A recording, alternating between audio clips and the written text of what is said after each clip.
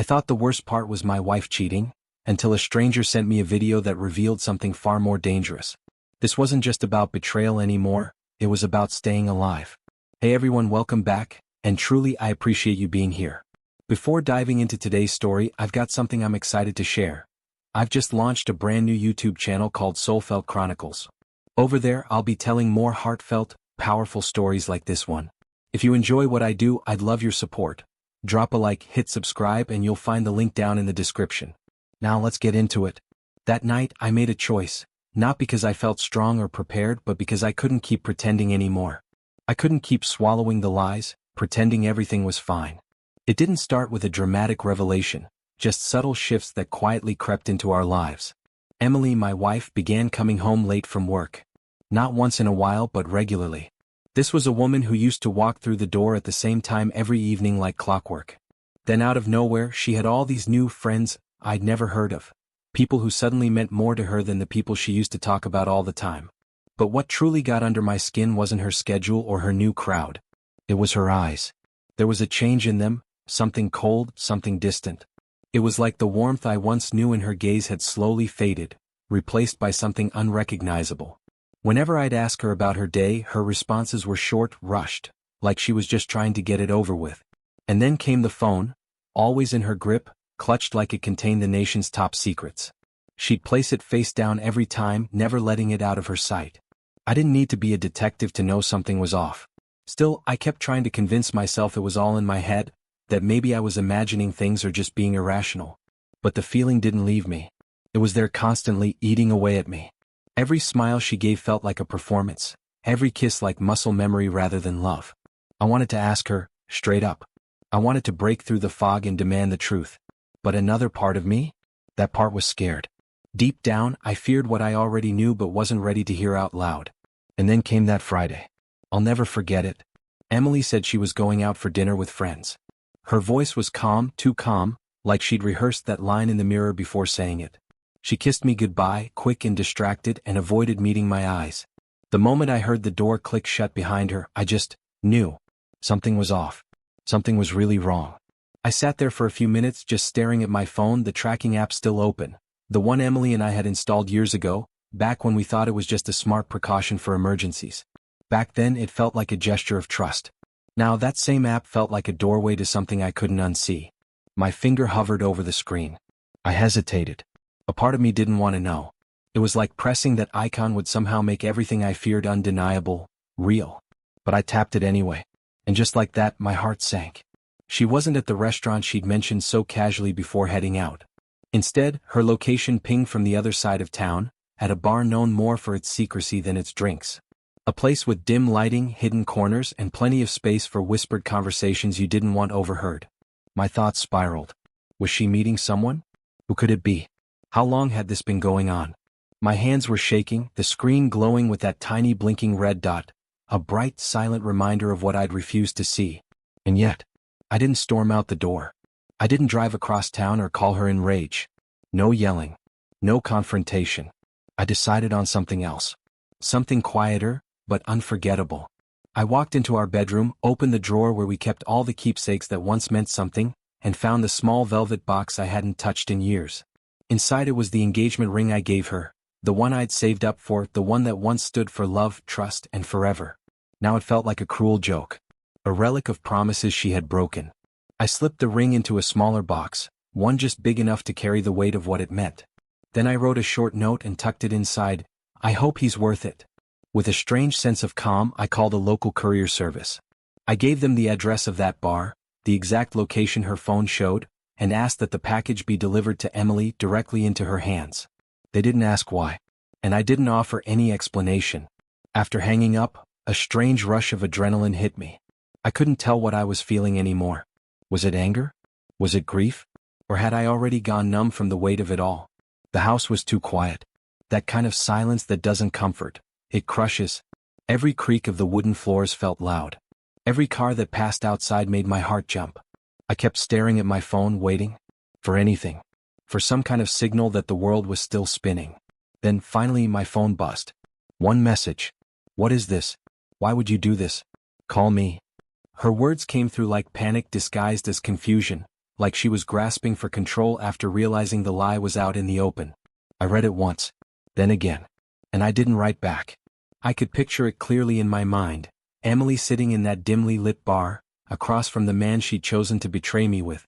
Maybe their drinks were still on the table, maybe they were laughing, completely unaware of what was coming. Then she opens the small box. She reads my note. I hope he's worth it. I imagined her breath catching in her throat, her expression twisting from shock to guilt, or maybe it wasn't guilt at all. Maybe it was just rage at being found out. I could almost see the color drain from her face, or perhaps it flushed red, her emotions tumbling over one another. Shame, anger, fear, it was hard to say what she felt, but I felt every bit of it for both of us. Then my phone lit up. It was her. Emily. Her name flashed across the screen, and for a fleeting second I thought about answering. I wanted to hear what she had to say, what kind of story she'd spin, what lies she had prepared. But something in me, something deeper than pride, said no. I let it ring. I watched the call go to voicemail without touching it. Moments later, another call came through. This time the number was unfamiliar.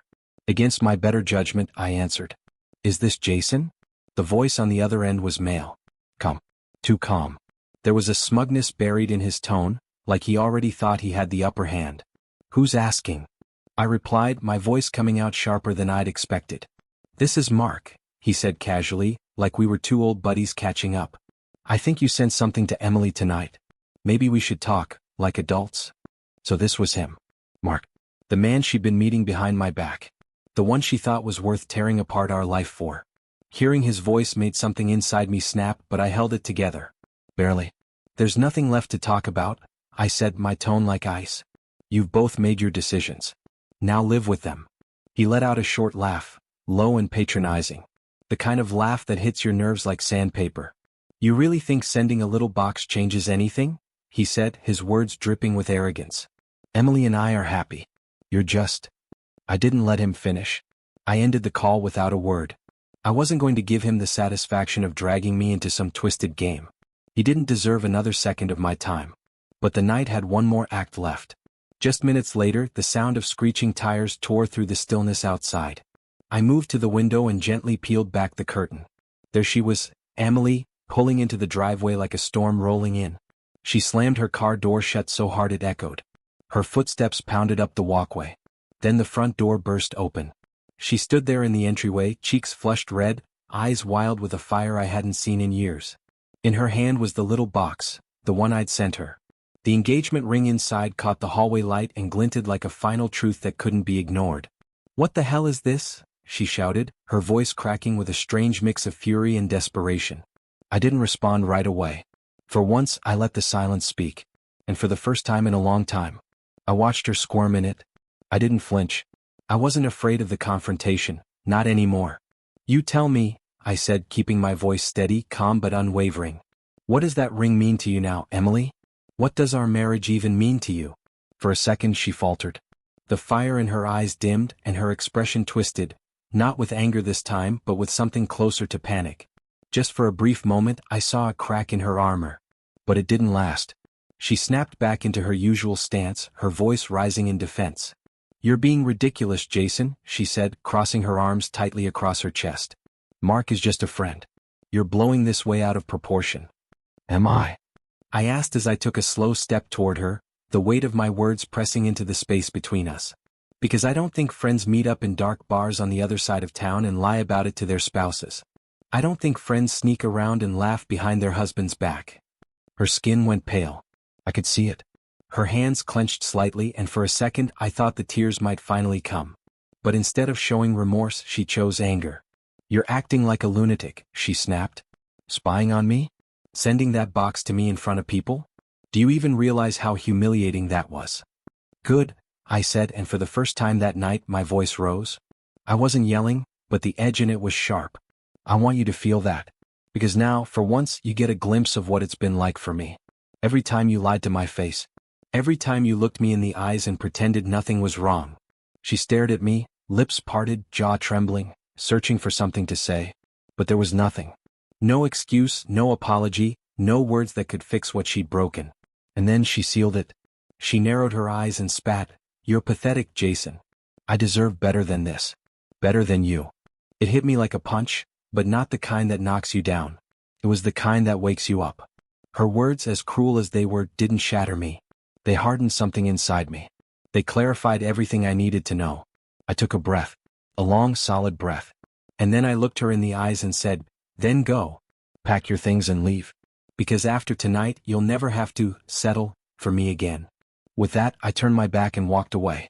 She stayed frozen there, standing in the hallway like a ghost, holding the box, clutching that ring like it still meant something. But this wasn't over. Not even close.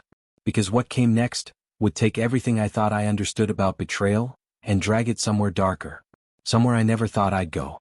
I climbed the stairs, leaving her in stunned silence behind me. I needed to get away, from her words, from her face, from the venom she had just spat at me like I was nothing. I didn't want to be in the same room, breathing the same air. My head was spinning with emotions, crashing into each other like waves in a storm. But somewhere in all that noise, there was clarity. As brutal as her words had been, they gave me something I hadn't had until that moment: finality. There was no fixing this. No going back. Whatever hope I'd been holding on to died right there in the hallway. I closed the bedroom door behind me and leaned against it, trying to steady myself, to breathe. Then I moved to the nightstand and grabbed my laptop. She wanted to call me pathetic. Fine. I'd show her just how pathetic I really was: calm, methodical, focused. Over the past few weeks, ever since that gut feeling started eating at me, I'd been quietly collecting pieces of the puzzle. I hadn't wanted to believe the worst about my wife, but I also couldn't ignore what my instincts were telling me. So I did what I had to do. I started pulling receipts, literally and figuratively. Phone logs, credit card transactions, gaps in her schedule that didn't line up with what she told me. It had all pointed in the same direction. I just hadn't wanted to admit it yet. Now it was time to connect the dots. I started with her phone records. The same unknown number kept showing up again and again. Calls, texts, sometimes late at night, sometimes right in the middle of the day. Dozens of them. It had to be him, Mark. I didn't need to see more, but I kept going. I opened her email account. She'd left it logged in on the laptop we shared, probably assuming I'd never look. My fingers hesitated over the trackpad, trembling slightly, but I clicked through the inbox anyway. And that's when I saw it. An email from him, dated just 2 days ago. Subject line: "Can't wait to see you Friday night." I swallowed hard and opened it. It was disgusting. Not in a graphic way, but in how casual it was. Like this was normal for them. Like their betrayal wasn't betrayal at all, it was romance. The message was filled with their private jokes, pet names, and flirty little jabs. And then I saw the photo. The two of them, side by side at that very same bar she told me she was meeting friends at tonight. She was smiling in the picture. Not just smiling, glowing. That smile. I hadn't seen it in our home in months. And then came the final blow. The last line of his message read, "Soon we won't have to hide anymore. Just tell him and get it over with. I love you." My vision blurred. Everything inside me clenched tight, like my own body didn't want me to feel what I was feeling. But there it was. Undeniable. I just sat there for a long moment, staring at those words on the screen like they were written in fire. I love you. For most of my life, I believed love was a fortress, something that could weather anything if the foundation was strong enough. I believed in loyalty. In forever. But now, reading that email, seeing everything laid out so clearly, I realized how fragile it really was. Love, real or imagined, wasn't indestructible. It was breakable. And she had broken it. A sudden knock at the bedroom door snapped me out of it. "Jason, please, open the door," Emily called from the other side. Her voice was tight, strained, like she'd been crying. "Can we just talk? Please? Talk." After everything I had just uncovered? I closed the laptop slowly, steadied my breath, and walked to the door. When I opened it, she stood there with her face red and streaked, her eyes puffy. For a moment, I almost saw the woman I used to know. Almost. But then her eyes fell on the laptop still in my hand. Her expression shifted in an instant, from desperation to panic. What are you doing?" she asked, her voice shaky and rising. "I was looking for the truth," I said quietly. "And I found it." Her eyes widened. "You went through my emails?" she gasped. "That's a violation of my privacy." I laughed. Bitterly. "Privacy?" I snapped, my voice no longer calm. "You're actually going to stand there and talk to me about privacy? After sneaking around for months? After lying to my face every single day like it meant nothing?" She took a step back like I'd struck her, not physically but with the weight of my words. Her mouth opened, then closed again. No quick excuse. No clever spin. Just silence. And then, in a barely audible whisper, she said, "I didn't mean for it to happen, it just did." I stared at her, stunned by how easily she said it. "That's it?" I asked, my voice laced with disbelief. "That's your explanation? It just happened? What, like you tripped and fell into his arms? Into his bed?" The tears started to fall down her cheeks, fast and steady now. But this time I felt nothing. No sympathy. No pull to comfort her. She had made her choice, again and again, and now she had to sit with it. "You called me pathetic," I said, my voice low but steady, even though every part of me was shaking inside. "Maybe you were right. Maybe I was pathetic. Maybe I let this go on too long. Let you walk all over me. But that stops now." I handed her the laptop, the screen still glowing with the email wide open. She looked down at it, her eyes scanning the lines she probably never expected me to see. And just like that, her face crumbled. Whatever walls she had left started to fall. "Jason, please," she whispered, her voice trembling as she looked up at me. "Can we just talk? We can fix this. I'll end it with him, I swear. I'll end things with Mark." That made me laugh, but not with humor. It came out bitter cold. "End things with him?" I repeated, shaking my head slowly. "Emily, you don't get it. It's already over. Not just with him. With us." She collapsed onto the floor, the sobs coming hard and fast. She pulled her knees in close and covered her face, but I couldn't find it in me to comfort her. Not this time. Her tears felt like a performance too late in the show, after the audience had already left. As I turned to walk out of the room, my phone buzzed. Another message. Same unknown number. But this time it wasn't just text, it was a video. Cautiously I opened it. The screen lit up with footage, grainy but clear enough to make my stomach turn. Emily and Mark sitting together at the bar. Laughing. Close. Too close. But they weren't alone. In the corner of the shot, I noticed a third person. A man seated at the bar holding a phone just slightly raised, filming them. The video cut off after a few seconds, replaced with a single line of text across the screen. "There's more you need to see. Call me." I stared at it. My pulse quickened. Who was this? What else did they know? Why were they watching Emily and Mark? And now, why were they reaching out to me? I could still hear Emily crying in the hallway behind me, but it felt like background noise now. This was something else. This wasn't just infidelity anymore. There was something deeper, something darker unraveling, and I was right in the middle of it. My thumb hovered over the screen, hesitating for a beat before I tapped the number. The line rang. Once, twice, 3 times. Then a voice picked up.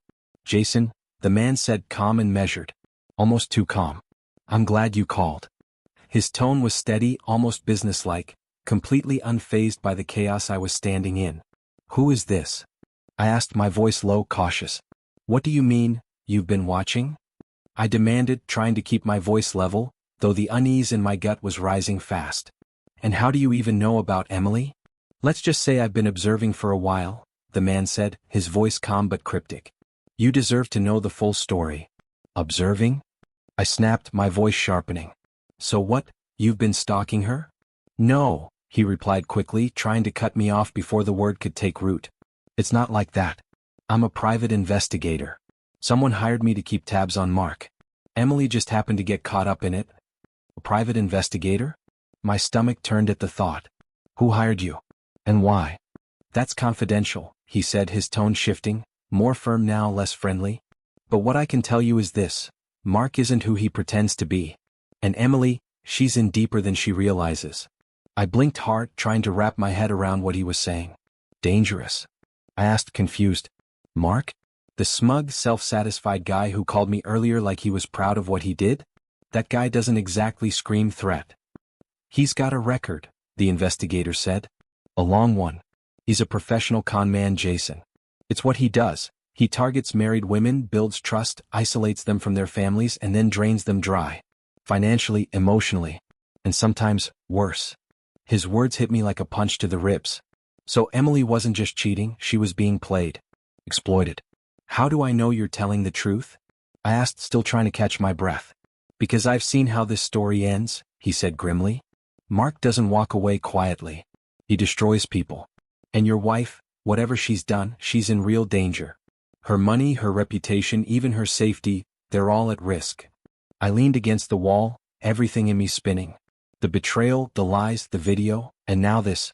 "Why are you telling me this?" I asked. Why now? Because you're the only one who might still be able to stop it, he replied.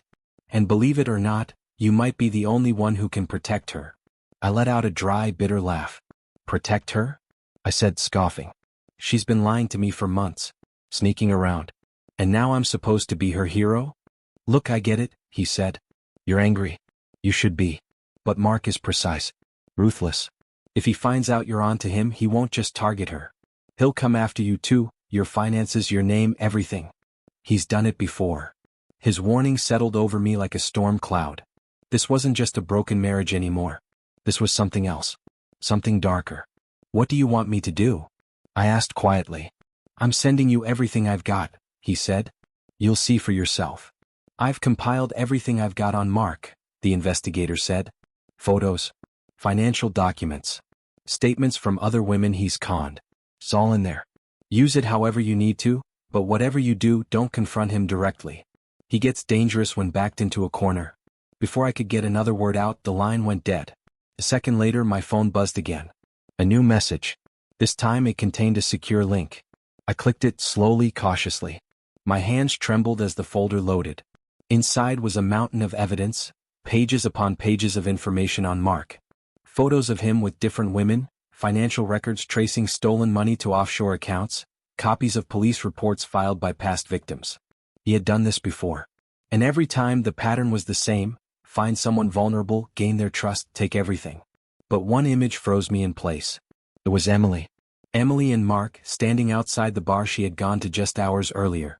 They were laughing, holding hands like they had nothing in the world to hide. This wasn't just about infidelity anymore. This was about survival. Downstairs, the sound of sobbing had faded. I could hear her moving around, footsteps pacing, stopping, then pacing again. I walked out of the bedroom and headed down the stairs. The tension in my chest tightened with every step. When I entered the living room, she was there, restless, eyes red and swollen. But in spite of everything, I saw something else flash across her face. Defiance. We need to talk, she said, her voice shaking. Oh, we're going to, I replied, holding up my phone. But first, you need to see this. I walked over and handed it to her. The folder was still open. Her eyes scanned the screen, confusion shifting to horror, then shame. And I didn't hold back. This is what he is, Emily. This is who he really is. You didn't just betray me, you walked straight into a trap. And now, because of you, he's targeting me too. Tears welled in her eyes again, but I didn't soften. I couldn't. You need to tell me everything, I said firmly. How you met him. What he said. What he promised. Everything. Because if we're going to stop this guy. I stopped mid-sentence, the weight of those words settling between us. We weren't just talking about saving a marriage anymore. We were talking about protecting our lives. I need the full picture, I told her, my voice firm but even. I need to know exactly what we're up against. Emily nodded slowly, her shoulders sagging as if the weight of everything finally pressed down on her. For the first time in what felt like forever, I saw a glimpse of the woman I used to know, the one I fell in love with. There was something in her eyes that almost resembled regret. Almost. But then again, regret doesn't undo choices. This wasn't supposed to happen, she choked out, her voice cracking as tears ran down her cheeks. It wasn't what you think. Really? I asked, bitter skepticism creeping into my tone. Because from where I'm standing, it looks exactly like betrayal. It started off innocent, she said, wiping her eyes. He said the right things. Made me feel like I mattered again. Like someone saw me. And then, it escalated. Escalated how? I asked quietly, though I wasn't sure I wanted to know the details. She looked down at the floor, her voice dropping to almost a whisper. We started meeting after work. First for drinks. Then, other places. I didn't mean for it to get this far, Jason. I swear. I shook my head, every ounce of sympathy I once had for her now dried up. You didn't mean for it to go this far? I repeated, my voice cold. Emily, you were making plans to leave me for him. You were gone. Don't rewrite the story now that you've been caught. She flinched at that, but I didn't let up. I couldn't. Still, as angry as I was, I couldn't deny what the investigator had told me. Mark wasn't just a homewrecker. He was a predator. And he wasn't finished yet. I drew in a breath, trying to get control of the fire inside me. Here's what's going to happen, I said, steadying my tone. You're going to cut all contact with him. No calls. No messages. No disappearing acts. Do you hear me? She nodded, her hands still trembling. And you're going to tell me everything, every word he said to you. Every promise. Every threat. Every little lie. I need details, Emily. All of it.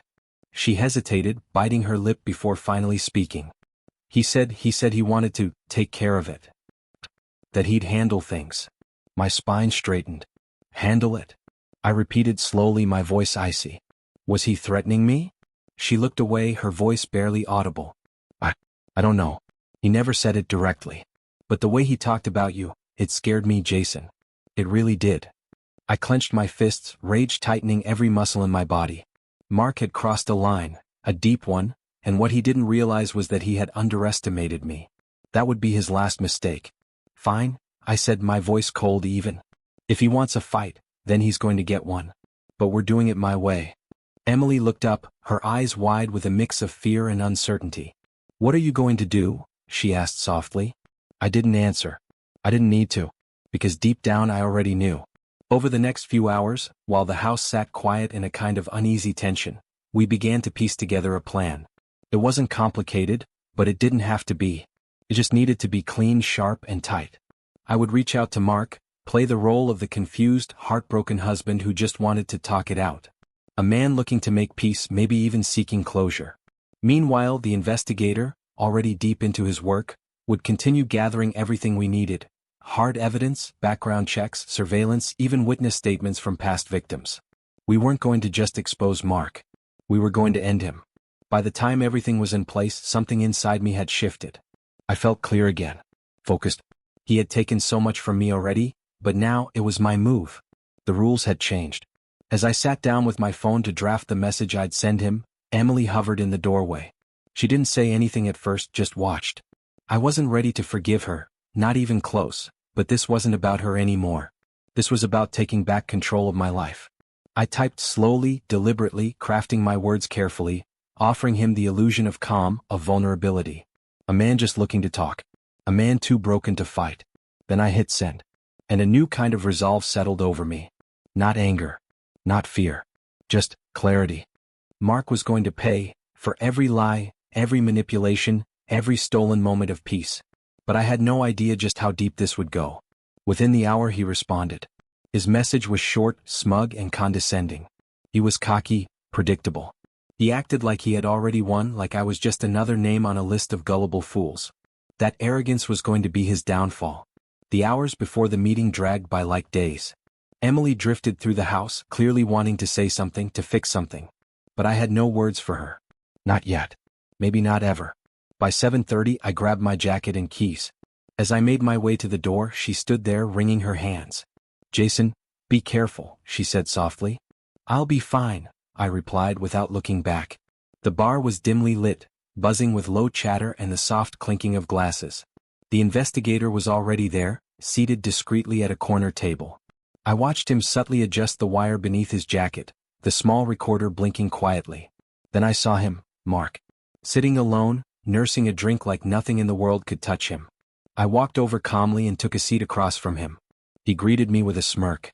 So, he said, leaning back casually, the loyal husband finally wants to talk. That's brave of you.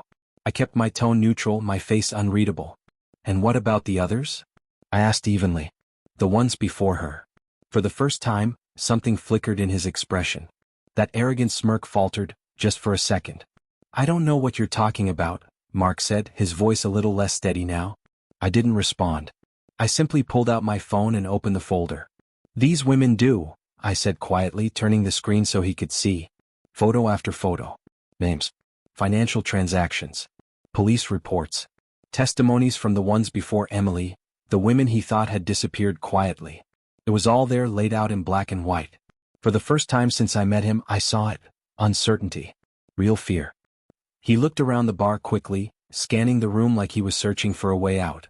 You should be careful, Jason, he said, lowering his voice. You're getting yourself involved in something you don't understand.